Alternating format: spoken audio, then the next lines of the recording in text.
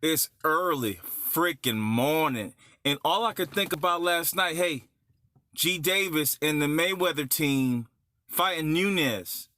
There were also some other fights on UFC. I'll do another video for that. But I want to talk about Nunes versus Gervontae Davis. And that was really the only fight I was worried about last night.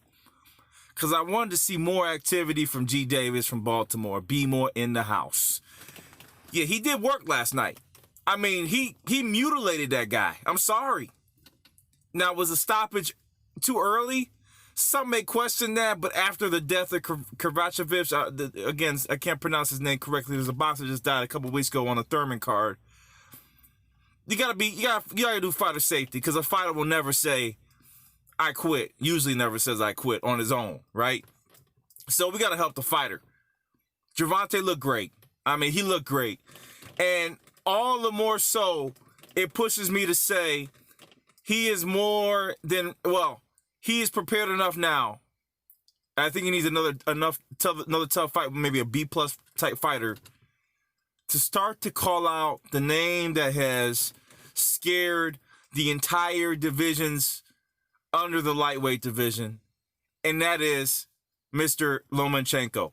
When is this going to happen? The issue I see is the length of Lomanchenko versus the power and brawn of Gervontae Davis. I'm not saying there's a similar type of styles, but if you think about boxers, think about Lennox Lewis versus, let's say, a Mike Tyson, and that type of reach. Again, Lomachenko is a totally different animal, totally different style. I'm talking about the length. He has that kind of length where he can jab away all night long, almost like the Rigondeaux fight. And what Gervontae Davis is going to have to be is an in-shape Mike Tyson of the 80s to try to get in there. However, Gervontae does have some great movement. I mean, you can see my eyes, I'm still down. He has some great freaking movement, okay? He is not a fighter to sleep on. He's actually got a lot of new moves that I've seen him come up with over the time period that he's waited to fight. And over the years, I've seen him improve upon that. One fight, he put on a boxing clinic.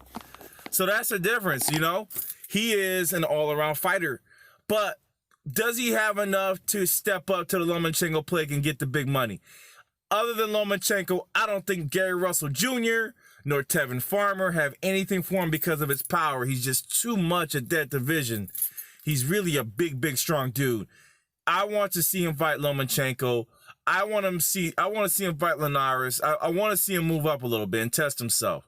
Right now, to me, again, barring a head lapse. A head lapse is when you're so good that you start to really look at your other fighters, like your competition, and go, he can't mess with me, and you don't prepare, and then something bad happens. I don't want to say Thurman took Pacquiao lightly, but things like that can happen, and you lose the fight when you're expected to win. So with that said, Gervontae Davis, with his extreme power, his great boxing movement, I would say he could keep up with the movement of Lomachenko. I'm telling you. Don't doubt me. I hope the fight happens. I think he can keep up with Lomachenko from a movement perspective. He needs to get with Lomachenko next year somewhere. I know what Mayweather's doing, and he's running the game perfectly. But sometime next year, December, November, whatever you want it to be, Thanksgiving dinner, or you want it to be Christmas brunch, make it happen. Chenko versus Gervontae Davis. His talent's being wasted, and I think he's starting to reach his peak. Great fight last night. Gervontae won. We'll get into UFC.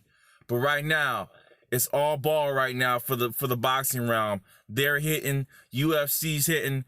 Hey, even boxing one, kickboxing is hitting as well. It's all over. It's some great years. Off Work Sports. I love it. I'm out. Peace.